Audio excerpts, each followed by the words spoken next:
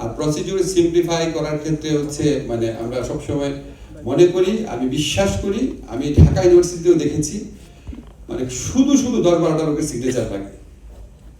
10-12টা একটু উত্তেজনাবশত বললাম, 3-4টা লোকের সিগনেচার লাগে। আর সরকারি কাজে 10-12টা লোকের সিগনেচার লাগে, কোনো দরকারই নাই।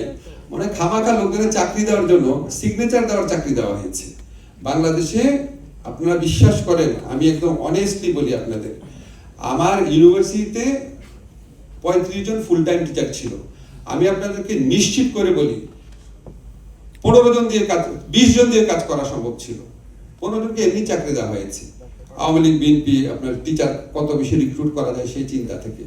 সরকারি চাকরিতে প্রত্যেকটা অফিসে যখন আমি যাই বলে যে আমাদের সমস্যা কি, গাড়ি নাই, কম্পিউটার নাই, স্পেস নাই, লোক নাই, আরো চাকরি দরকার। আসলে পুরা মিথ্যা। যত লোক আছে তার 50% লোক সত্যি সত্যি আন্ডার ওয়ার্ক থাকে, কাজ করে না, বসে থাকে। এখন খুবই আনন্দিত হলো দেখা যাবে।